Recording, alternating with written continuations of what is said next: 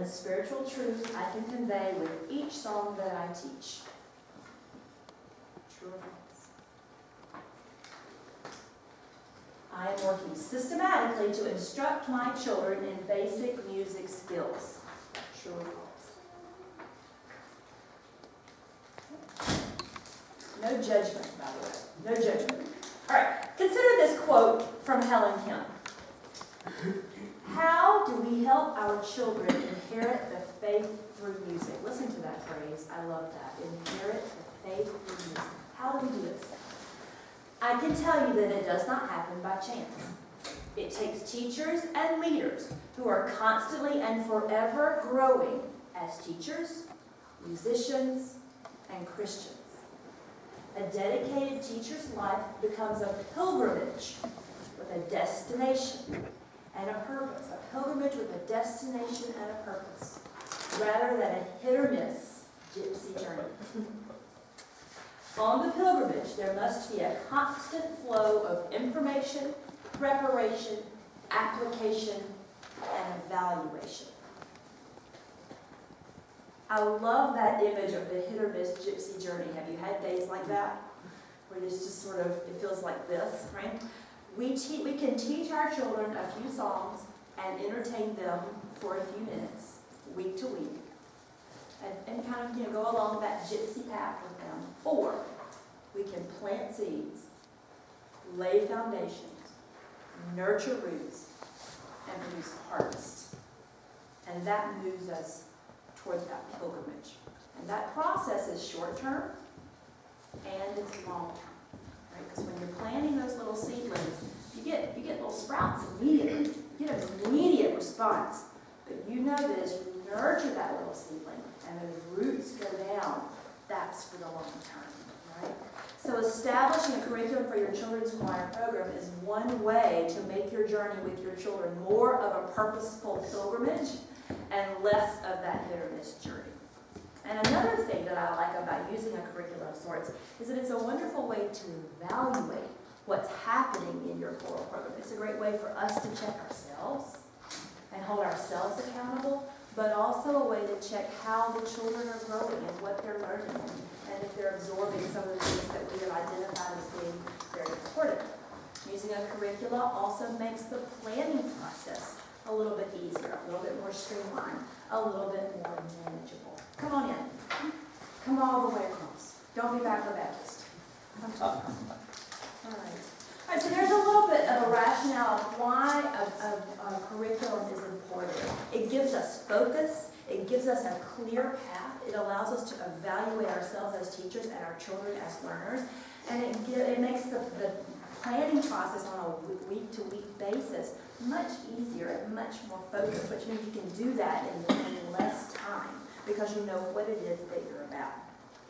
All right, so now let's talk about what is a curriculum. Let's define curriculum. The concept of developing a curriculum may seem quite daunting if you don't have an education background. If you haven't been talking in these terms before in classes and this sort of thing, the whole thought of planning a curriculum and developing one seems like a very large task, and it is a large task, but it's manageable in the way that we're going to approach it this morning. A curriculum can look different for different people, and for this morning, the definition that we're going to use for curriculum is a list of goals. A list of goals that begins to channel our energies and gets us moving in the right direction. So look at this definition. We'll work from this today. A list of goals that are organized sequentially, we'll talk about that in a minute, to build upon previous knowledge. A list of goals organized sequentially to build upon previous knowledge. Okay, that's what we'll call the definition of curriculum for our discussion today. A couple things I want you to think about as we go into this process. A curriculum can grow over time. Right? And we've watched this actually happen with Growing in Grace. Feeds you a year, and then you come back for more, right? And it feeds you another year. And that's the way that I developed the curriculum that I use at church, or the plan that I have for my church. I developed 1 year, all right? And then the next year, I developed another year. So now I have 2 years. And the next year, and now I have 3, and now I have 4. Well, if you think about having 2nd through 5th graders, that's 4 years worth of things happening, right? Well, when those fifth graders move out and the second graders slide up and you bring somebody new, you go back to the beginning and you do it all again, and then you have what you need. So curriculum can grow over time. It doesn't have to be the full process for your entire program. It can be just one little piece of that.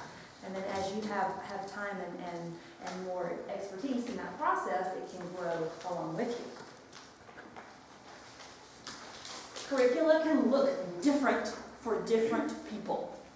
For some people, it might simply be a list of goals that focuses your attention and gets you moving in the right direction. That might be all that you need. For some people, it may be a well-defined, really detailed plan with observable objectives and standards and all kinds of things, the kind of things that you have to work with when you're working in the public school classroom. You may want that, you may need that, your brain may function that way. Or it may be somewhere in the middle here, okay? Anything that's guiding our work is going to be helpful in this process. When we're planning, we need to consider what goals will reoccur every year. There's some things that we're just doing all the time, regardless of age, right? We're going to come back to those things over and over and over. And then there's some things that develop sequentially. And you introduce one step of the process, and then you give them a little bit more, and it's like unrolling a ball of yarn, right? You just sort of unroll it slowly. You don't give them the whole ball of wax at the same time. You kind of unroll it, right? So those are the sequential steps. We'll talk about that too. All right? And then, for practical purposes, consider the amount of rehearsal time that you have with your children and be realistic about what you're going to be able to do in that amount of time. Those of you who do have education background, and for those of you who don't have an education degree but have a lot of experience, you know that chronological age doesn't limit what children can do. It's not that 8-year-olds can't. It's usually just that 8-year-olds haven't had the opportunity to build some of these skills. Well, what happens if they come to you as a beginner, as an 8-year-old? They're going to be further along, right, when they get to 5th grade than the person who comes in 5th grade and starts with you. So the practical element here cannot be overlooked. Also, the fact that some of us have 20 minutes, some of us have 30 minutes, some of us have 45 minutes with ebb and flow attendance sometimes. There are lots of issues that surround and impact the amount of time that we have with our children, and we have to be realistic about what we're going to be able to teach them in that amount of time. Not that we're not idealistic, because there's a place to push that and to work as hard as we possibly can and do as much as we can, but realistically speaking, we may have to slow down how much information we're giving our children and how much we're able to teach simply because of the contact time, the limit in the contact time, okay? And that bears consideration in the curriculum process plan, because otherwise it becomes very frustrating. If you've set yourself this list of goals, but reality says you're going to accomplish this because of the amount of time you have and just the levels of your children, it's kind of not fair to yourself to think of this. You funnel that down and say, this is what I know I can do, and then if I have a little more time, I'll do this. You know? So be realistic about what you can accomplish. A few important terms to know as we go into this process. Scope. The amount of material that you present at one time. Scope. The amount of material that you present at one time. Back to that funnel imagery. We can't dump this much at once. We have to give this much. Otherwise, it kind of overwhelms the brain, right? So you have to limit the amount of information that you give at any particular point in time. Coupled with that very closely is the concept of sequence. And that is the order in which you present that material. So it's not just that we don't dump this much information, it's that we whittle it down and organize it so that we give the first step, and then the second step, and then the third step, and then the fourth step.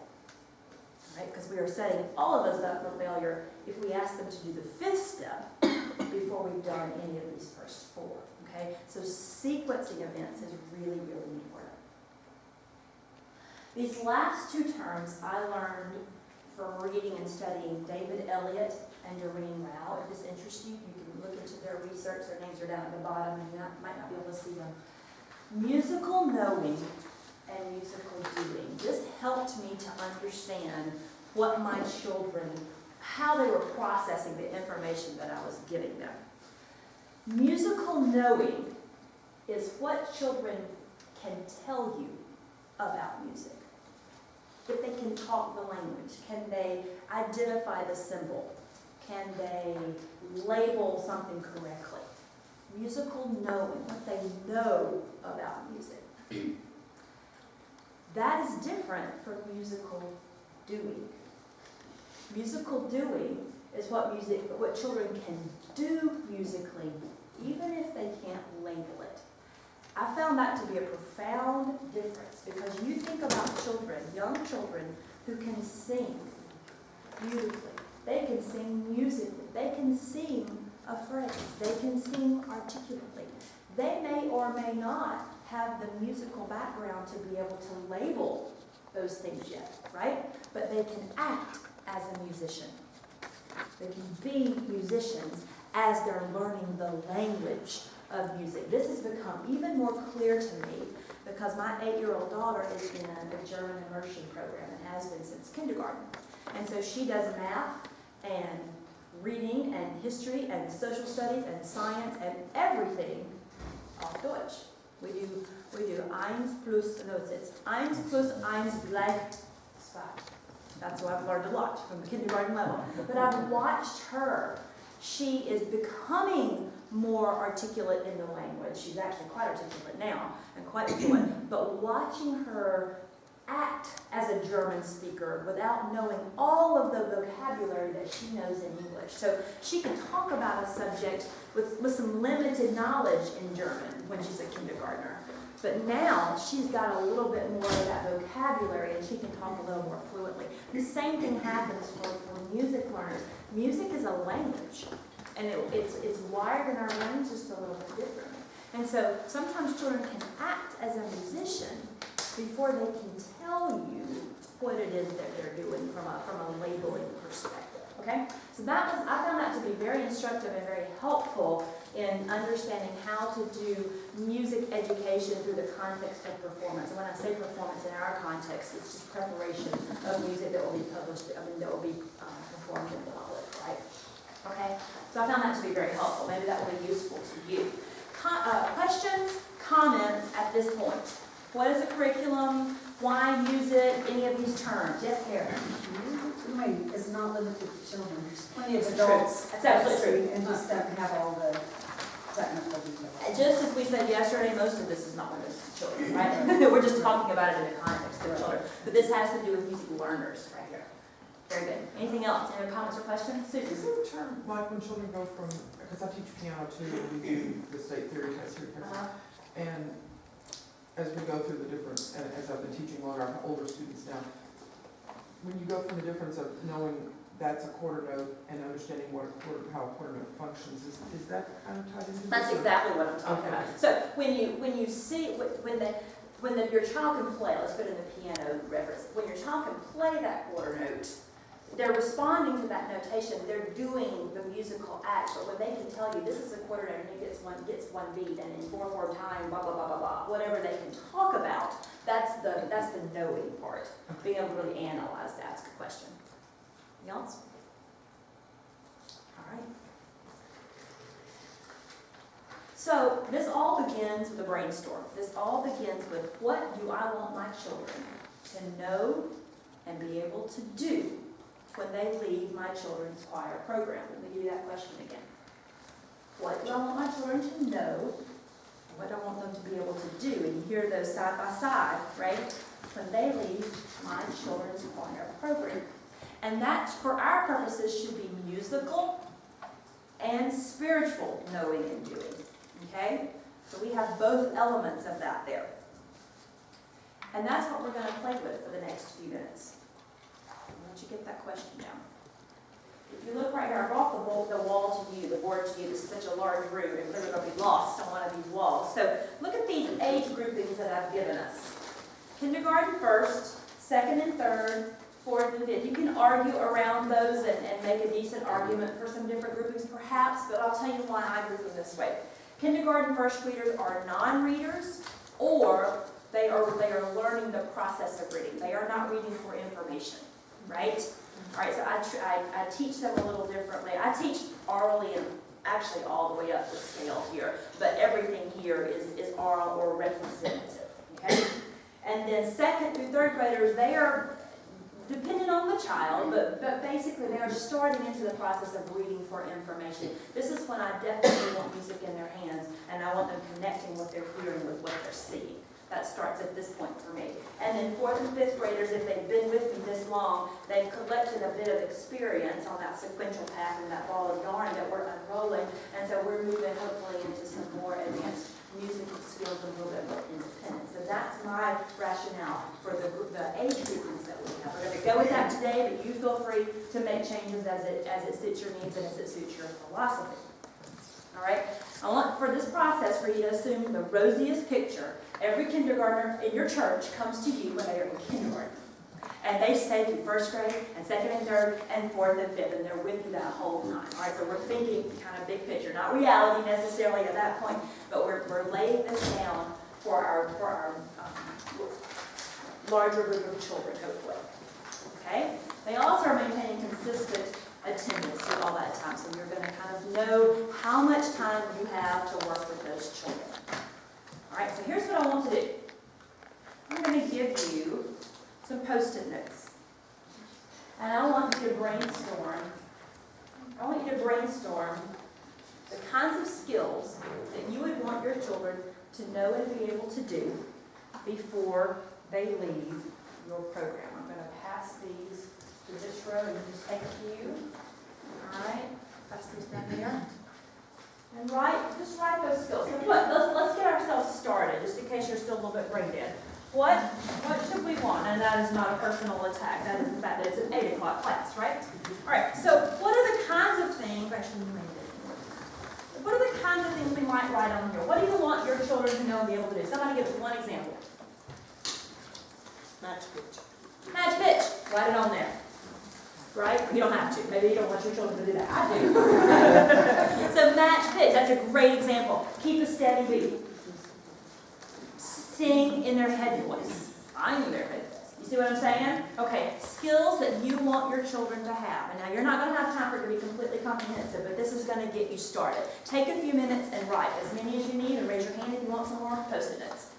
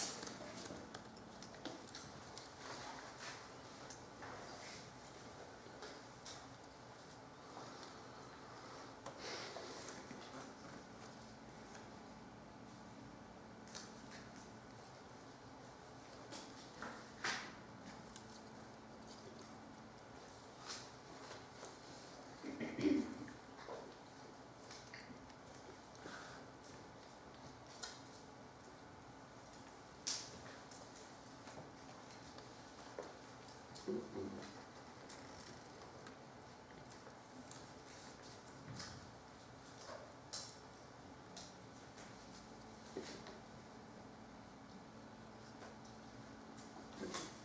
just do it, right? You're just doing skills. I don't think it's ready, just skills. Just overflowing, this is fantastic. I do see a few pencils that are starting to slow down a little bit, so let's now, if you're continuing to write, you still have brainstorms, keep on going. Next step, I want you to group into small groups of 3 or 4. Your first job is to take out any duplicates. So call the duplicates, just keep one that says steady beat and toss the rest out, okay? That's the first thing. The next thing I want you to do is decide the age group where you would introduce the steps that you have. That makes sense? So where would you, now keep in mind, Rosie's picture, we're starting with kindergartners who come to us as kindergartners and stay all the way through. So keep that in mind for this part of the process, all right? So your first job, call the duplicates. Second job, determine in your groups at what age or level you should introduce the skill that you have on your card. Make sense? Okay, so find yourself a little group of 3 or 4 and work together a little bit.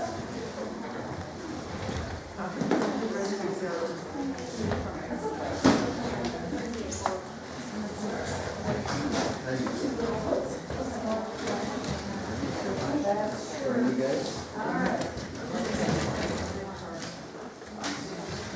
Yeah. He's been helping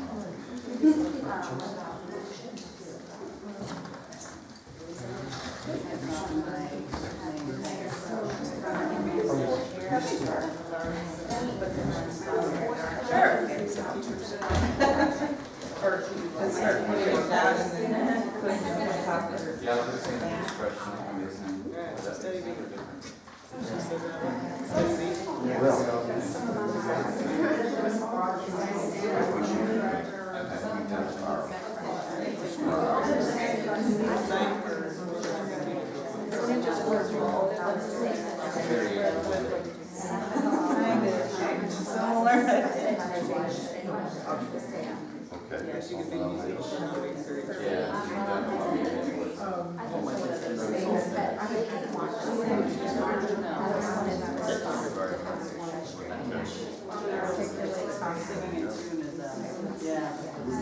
That starts at 2. Oh, you got that? That's it. Breath management, like be able to sing whatever phrase that calls to the music. And then just like as far as reading.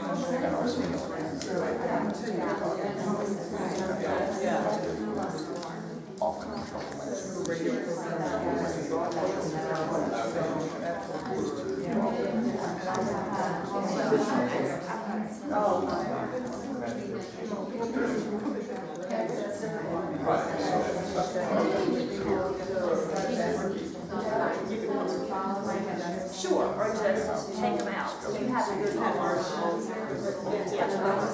you can just cross them out. That'll be fine. If one person has one, all yeah, creating those, take the next step. So you make it easy. So do you need some new post-it notes? So just write one sticky note, okay?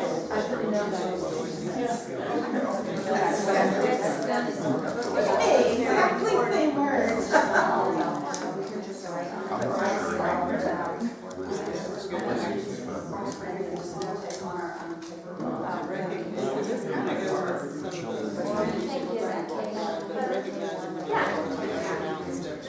Not necessarily reading,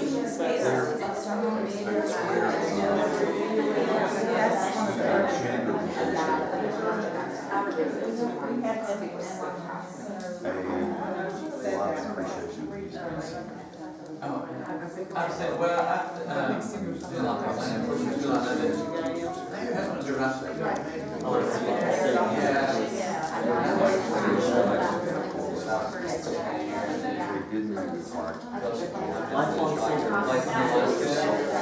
think y'all were like doing this the last time, I change jobs and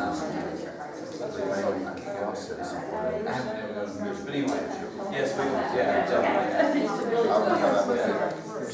What's that? Those programs must not be finished. Well, I had eventually find another place where she said it was just, it was just, it was destroying our children. That's exactly right. So I feel like having parents coming and saying, my child had a good experience with this person. It's got to happen.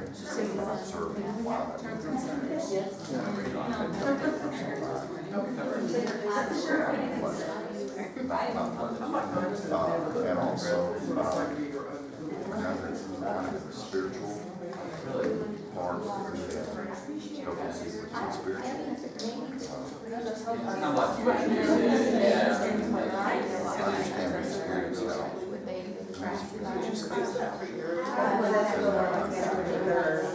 Music allows them to worship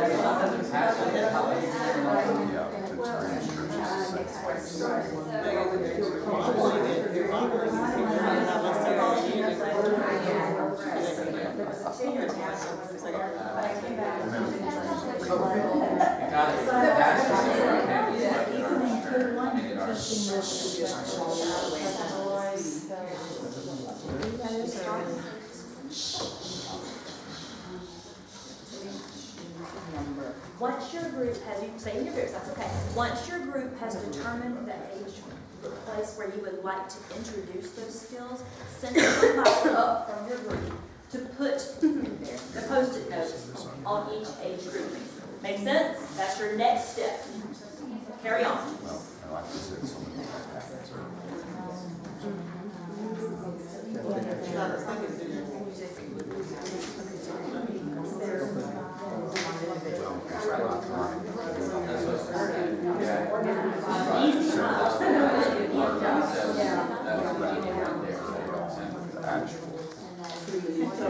You do a lot here.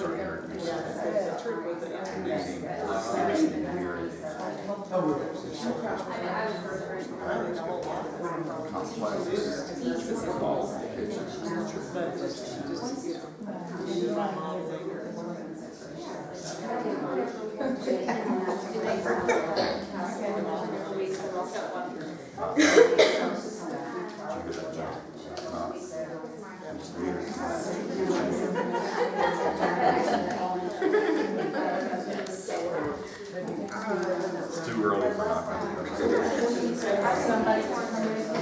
my favorite one is not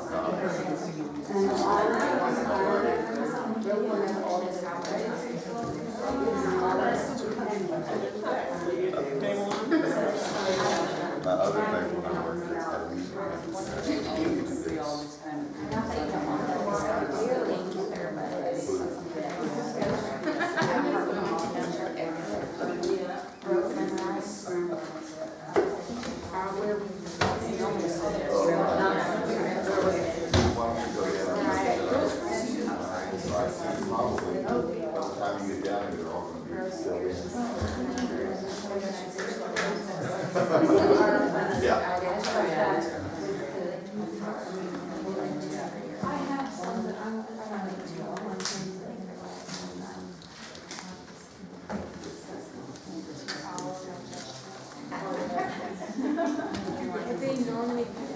You haven't brought your goals down. Go ahead and bring what you have ready to go, and let's get them onto our our age grouping so we can continue our discussion.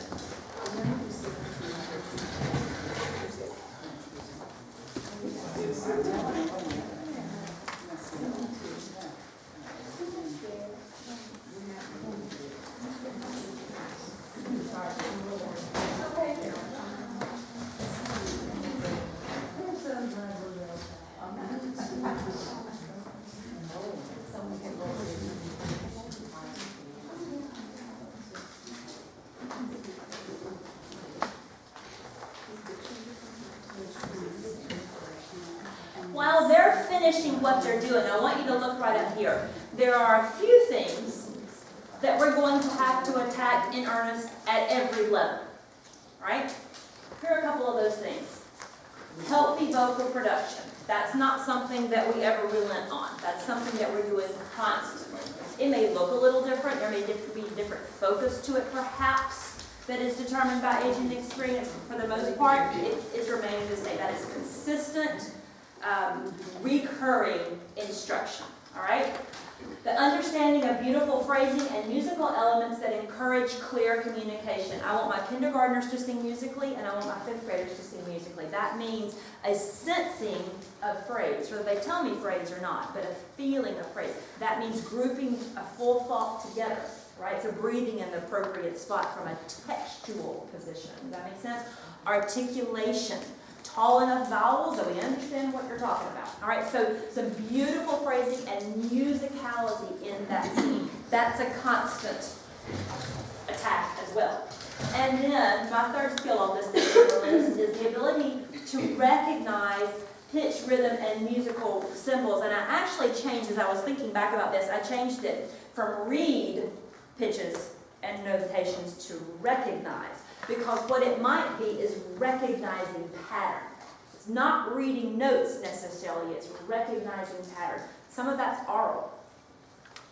A lot of that is oral before it's ever visual. Still recognizing pattern, okay? So, ability to recognize symbols and patterns that are going to lead us towards reading notation. Does that make sense? That's something that we're going to be doing constantly. Okay, now, let's look at what you have done and talk about sequencing.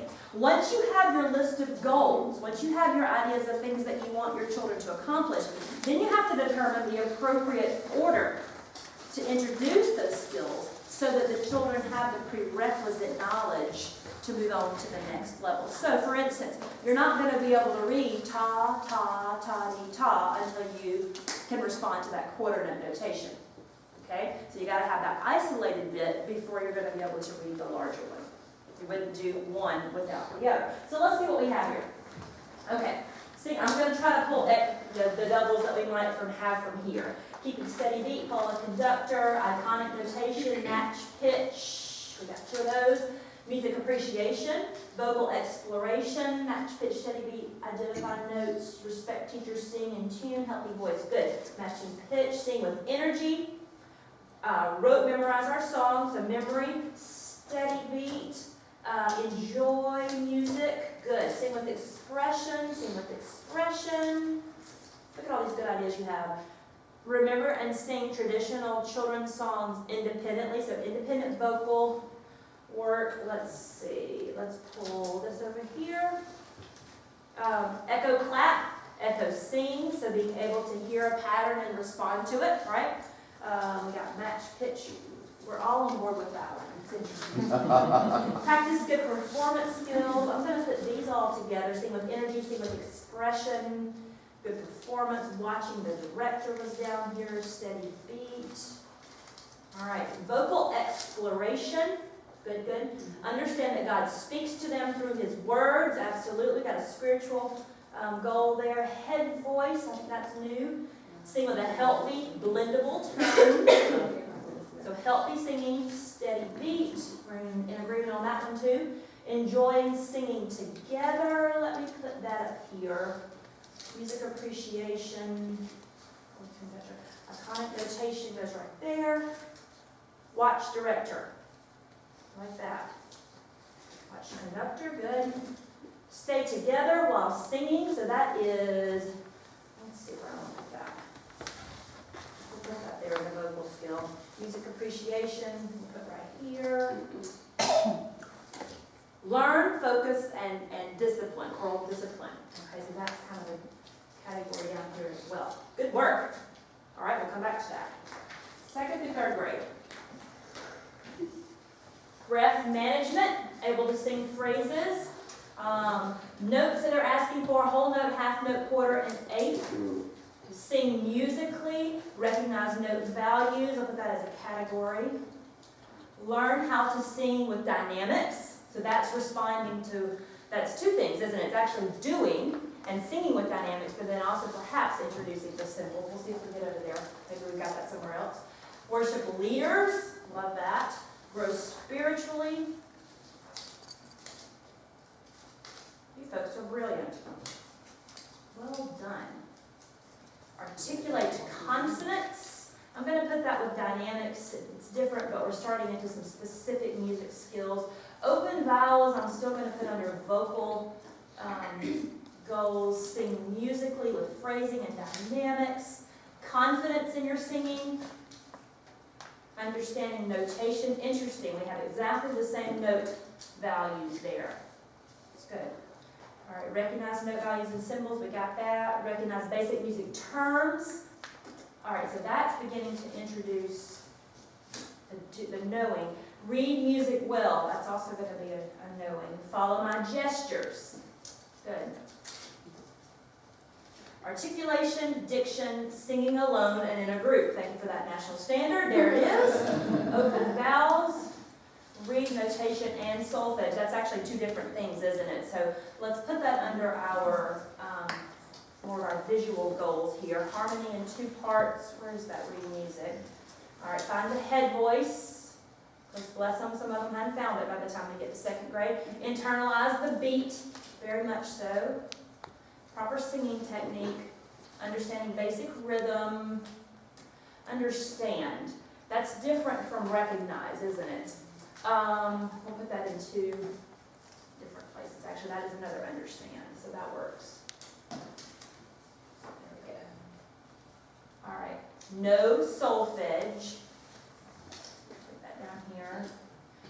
Recognize if melody is going up or down, steps or skips. Absolutely, melodic direction. So that is beginning into reading that music. Sing musically, sing expressively. Find hymns in the hymnal. Love it. Let's see, did I get this one? Articulation, diction, singing alone. Put that right here. It's not a good spot for it, but we'll keep it there for now. Good work, folks. Diction. Actually, here we go. That's what we want. Okay, and then over here. Sing a descant. So that's moving into vocal independence.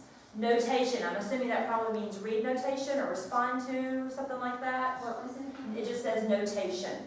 Does that mean responding to written notation? Mine's, Yeah? Okay, we'll call it that. Blending your voices, so that's a vocal skill. Harmonize, maintain that part. Okay, so again, we got vocal independence, part singing, I'll leave that one there. Read notation, pitches. Okay, here we go. Sing in parts, got it. Really think about the text. Good. Understand rhythms, be able to cite rebases. So we've got that. Identify and sing intervals within the key in solfege. Okay, so that's a melodic skill along the lines of reading notation. Scales, major, minor, and pentatonic. Okay, that's going to be, we'll put that here. Harmonizing 3 parts. Discuss how a hymn relates to the sermon. So some more understanding about that text. Good. Okay. First of all, you did a great job with that. You hit on a lot of things. You really, really did. And the fact that there's overlap tells you that you're all moving in the same direction. So our next job is going to be to order them in such a way that we're providing the prerequisite skills that are going to get our children over here to singing in parts. Okay? We're going to start this process. Chances are that we will not finish this process. Okay? But let's think about this. And I think the way we're going to do it actually is to go to your handout. I think this will help to focus our discussion a little bit more together. Look at your handout and find the page that says implementing the curriculum. I'll start with the top of that. to begin to think about sequencing. So take the one that has the goal as singers will demonstrate a healthy singing voice. Do you have that? Okay. Within your group, I want you to think about, now let's imagine, because we all agree that we need singers using their head voice and their head tones and exploration, starting in kindergarten. Remember, that's a recurring goal. So let's take it as a kindergarten goal. We've got kindergartners and first graders. That's our goal for them. Brainstorm in your group. What are the prerequisite skills? What are they going to have to be able to do? What are they going to have to know before that's going to happen? All right. Example: singer posture. Okay. They got to be able to. They have to be able to isolate that head voice. So write those kinds of things down. Just think for a minute. And if that one does not speak to you, turn it over and look at singers will maintain a steady beat. What do they have to do before that's going to happen, or how is that going to happen?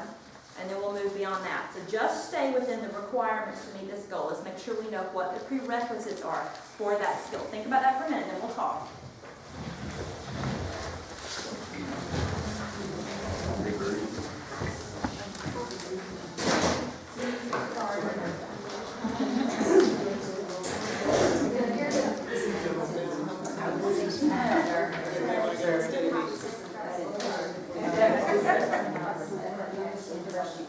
Yeah, kindergarten first. Two helps.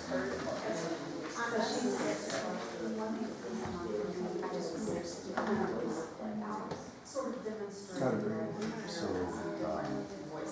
we have some opportunity to write Yeah.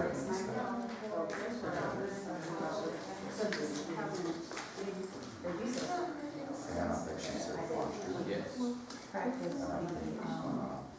I think good breathing. Yeah. They want to relax their shoulders and take a long breath. That would be good. I think also, well,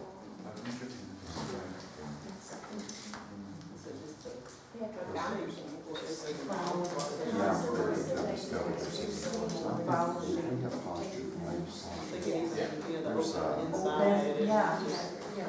there's a new kind of school involved. So it's getting away from what they call this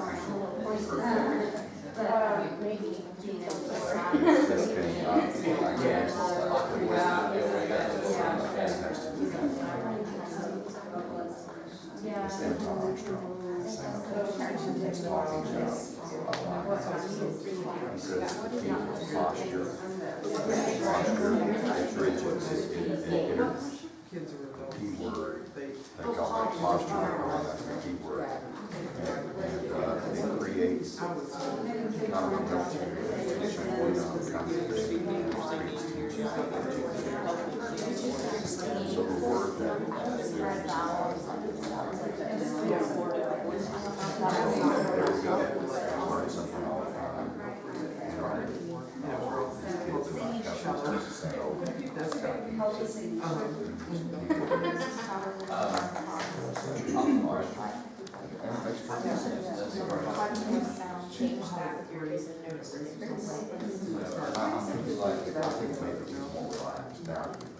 I guess It that's did not change anything in the way I help the kids. The exercises but it just, I just did not use the word. That's all. I'm trying to think of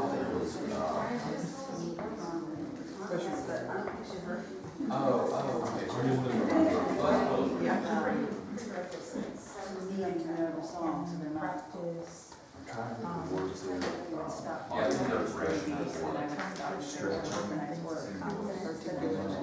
Those are the things that we do.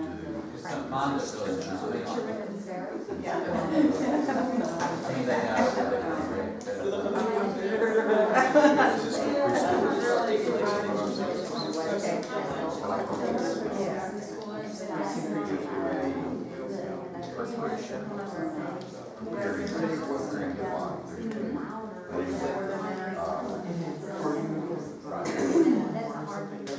so that they start thinking.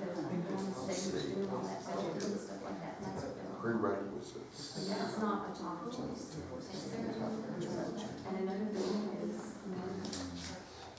Turn it up. Exactly, yeah. So high and low, that would be a good one. I wonder if there's some, It would be totally, it's really different.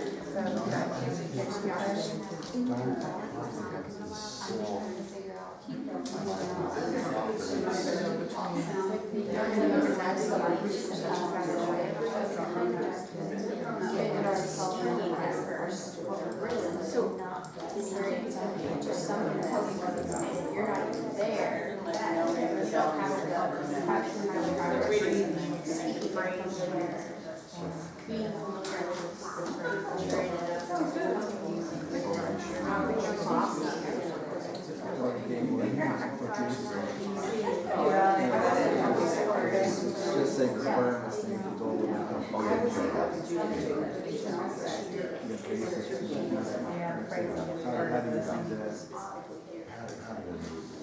And I catch myself more my voice.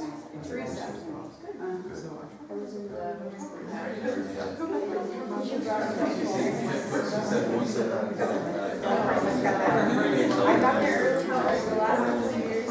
This is my first part. Is in that classroom. we're gonna do something, I'm gonna talk about She has some.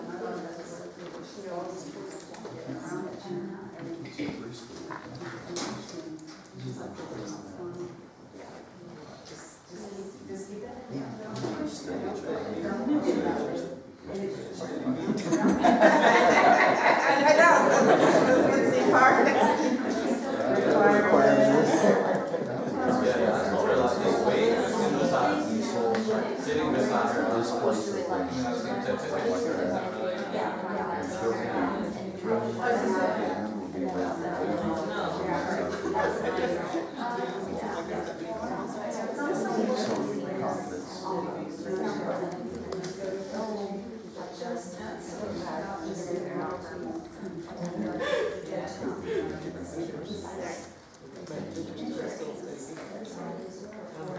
Finish up the conversation. The others.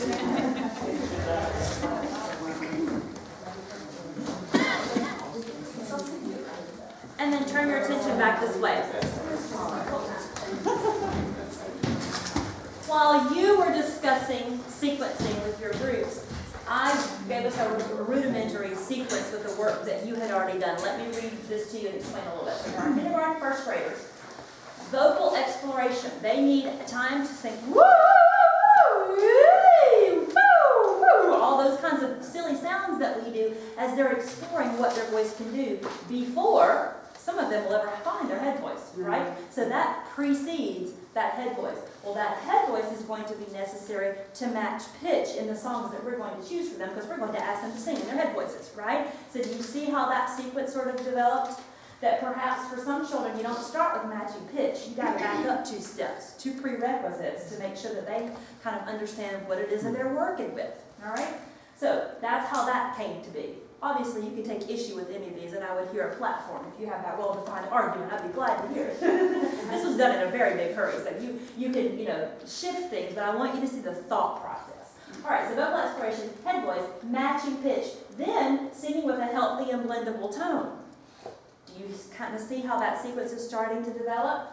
Stay together while singing. That's becoming aware of what's happening around you. That is different than being able to control your own body. That actually can come on down here a little bit. We can pull some space there. Because this is one thing, and then this is working its way into another thing.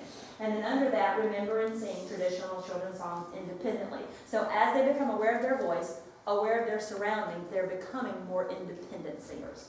Okay, let's do one more process. Keeping a steady beat.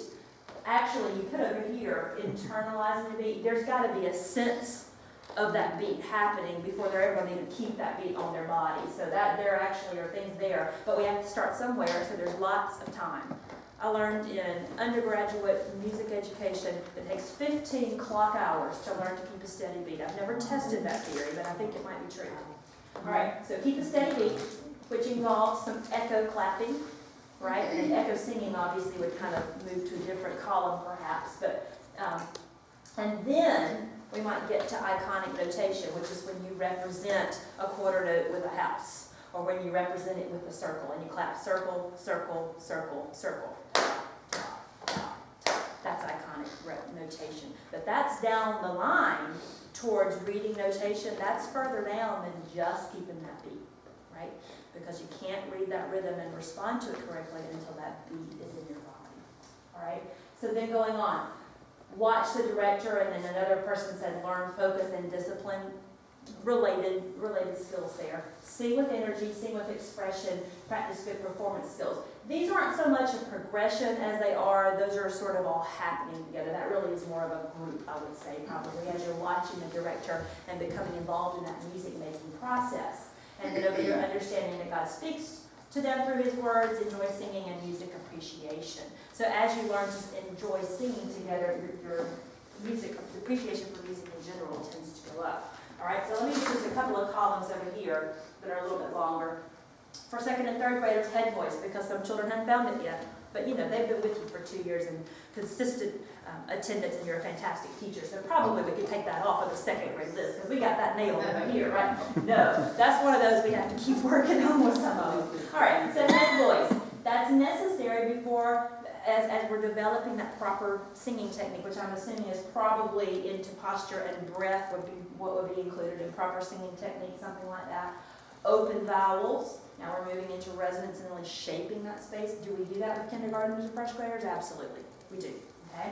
Breath management, also related. Articulation. You know, these are one of those things that they are sequential, yes. You got to get that head voice accessed and the breath flowing before the vowels are formed and then the articulation is added. But we also know that all of those things happen rather simultaneously, even as they happen in order.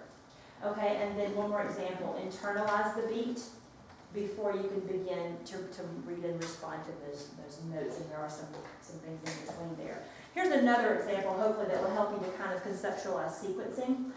Recognize if melody is going up or down, steps or skips. So just following the melodic line. We're going to talk in my next session about that's a level of note of music reading. That's music literacy, because it's responding to notation to be able to see the rise and fall in a melody and where it skips and where it steps. So absolutely, that is more basic than knowing solfege. And I wrote in introduce solfege, perhaps might be better than know, because at some point we got to introduce it at some point. We haven't said that yet on our continuum. So introduce solfege. Begin to use that as an oral skill, right? And hear the leaps, and hear the scales, and hear those patterns before we respond to those patterns on the staff. Okay? So you got to do one before you do the other. I would highly recommend that you do one before the other. How about that? And then, after somebody had written read music well, I expanded that to be respond to patterns on the staff. And then the next thing was harmonize in 2 parts. I'm taking you back a step with that. I would suggest that for second and third graders, we're beginning into echo.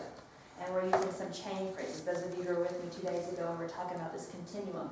We're doing a little bit of canon, perhaps, by that grade, that age, depending on their experience. And maybe even moving into some partner songs at that point. Okay? So it's not that we're jumping in 2 feet cold turkey into full 2-part singing. There's some steps there. Right? Do you see how this process is starting to happen? Okay, very quickly, because it's like 8:59 and a half. With the sheets that you have, what I just did here is what you were thinking through in this first step, right? You were kind of analyzing, what is it, if I want them to do that, what do I need to make sure I've already done before, all right? So the next step would be to say, how am I going to know that's happened? Well, for the healthy singing voice, singers will be able to echo, sing in the head voice matching my starting pitch. I'm going to be able to know immediately if you do that or if you can't. Okay, so I can be able to check that. The next thing that you would do, and this is moving your curriculum into your lesson planning, kind of what do you do now with your curriculum?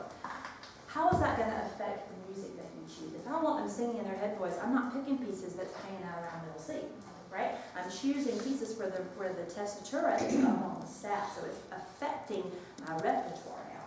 So I've got those repertoire ideas.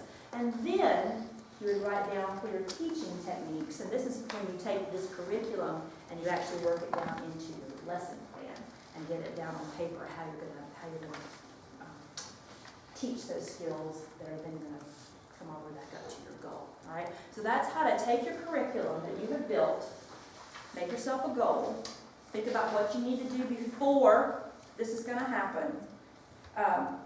Give yourself some things that you're going to watch for, how you're going to apply it directly to the work that you're doing, and choosing a repertoire that's going to support that. If you need a steady beat, then you need something that you can kind of practice keeping that steady beat. Maybe it's an activity more than it is a song at that point, something like that, more than performable repertoire. And then you go into the actual lesson planning skills that you need. Okay, we did that. Those are some sample goals that I'm glad to leave up for you. It's really an application of what you have in your handout. What should I be teaching? This is not a comprehensive list, but it does give you a sense of sequence, all right, of steps moving in the right direction. I'll give you an idea of sequence. I'll be glad to go back to this and put it up in the board. This is an example of the back side of my cherry choir planning sheet. On the front side is my lesson plan with the blocks where I write in the activities that I'm going to do on a particular day. On the back side of that is this. And I'll tell you very quickly. Down the side are my goals. That's my curriculum. Those are my curricular goals down the side there. And then these are kind of the activities that we tend to do on a regular basis in rehearsal. They change, but that gives me some columns. So I can look at my plan and say, am I addressing steady beat today? Yep, right there. We got the egg shakers, they were playing them to joyful, joyful, whatever it is. You know, are we working with total memory? Yes, right here, here's what we're doing. So for me, I'm able to hold myself accountable to the curriculum that I have on that particular chart. So this is now moving us from heady curriculum into the nitty-gritty of lesson planning. And I find that this makes that lesson planning process unbelievably smooth. Okay? Last thing I want to tell you, and you can tell from your handout, I made this handout before there was a Growing in Grace, and I need to go back and get it because it was not on this list, and I apologize to Terry Taylor. You are so blessed to have Terry Taylor here and have Teresa Granger down the hall who are teaching through that Growing in Grace curriculum and talking about what it has to offer, because it is a wonderful, comprehensive, well-sequenced curriculum that I cannot recommend to you more highly. So check that out and see Teresa's session to really understand what's there. There are some other curricula that are listed here on your handout that might be of use to you as well if you go about things perhaps in a different. Sometimes systems appeal to one brain or the other, you know, and there might be that you need a different presentation or something. So there are a few that are listed there that have been around for a while and have stood the test of time, as it were. So check those out as well. I'm glad to go back to the choir goals and leave that up if that's interesting to you. I will take questions as you please, and thank you so much for your input this morning. Well done.